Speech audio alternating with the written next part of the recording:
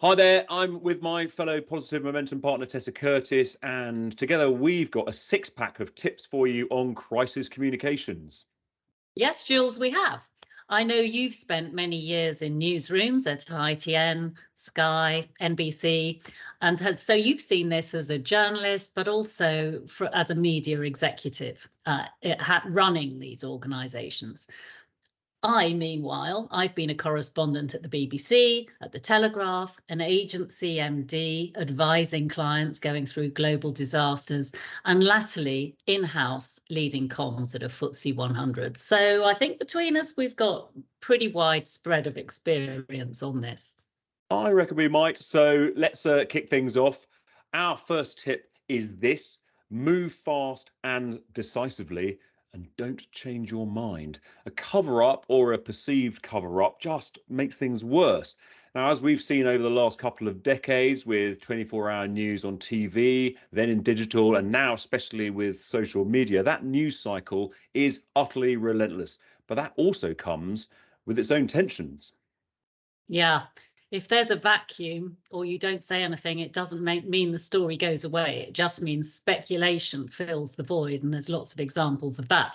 But it is important, and this is our next tip, to establish the facts and be really sure about them. And this is harder than people might think, because in complex organisations, that can be quite complicated. People often don't really know, and there's back covering. Not everybody might want you to know what they know, if you follow me. I do. But nevertheless, you've still got to try and be as transparent as you possibly can. At the very least, explain what you're doing, and at the very best, get all your bad news out at once, if you can. Empty the cupboard, otherwise you risk fanning the flames, and that just keeps the story running. Journalists are like dogs with a bone. They'll just keep on digging until they find something. But at the same time, you've got to show some understanding and empathy to all the people involved, whether they be inside or outside your organisation.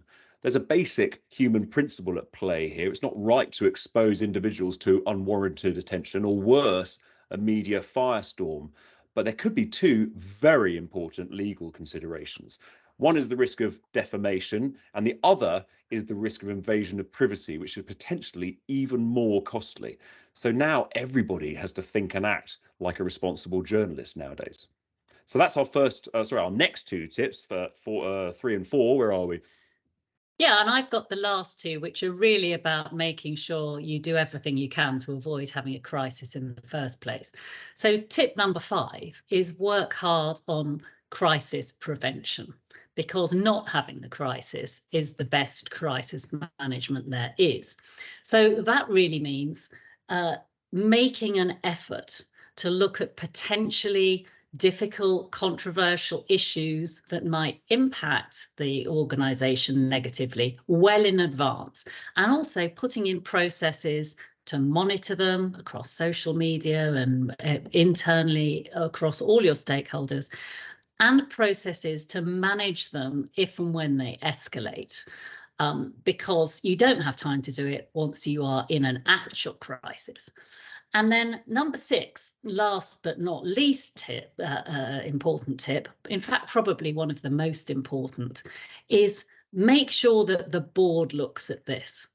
So the risk committee of boards, which are pretty thorough on financial and governance risk, historically have been less focused on reputational risk. But what we've seen is that losing reputation can destroy an organisation. So it really is mission critical. And this needs to be reviewed and assessed independently and objectively, just as the other potential risks are. It can't really be done by the internal team, which is overloaded and not objective. And anyway, it's not their day job. So I can't stress that enough. I think that's a really important takeaway for any executives watching us here, Jules. Definitely, I totally agree. So that's it, our 6 tips. Brilliant, Tessa. Thanks so much for joining me. And of course, if you'd like to find out any more, then please do get in touch with either Tessa or me. Great stuff. Thanks, Jules. Bye for now. Bye now.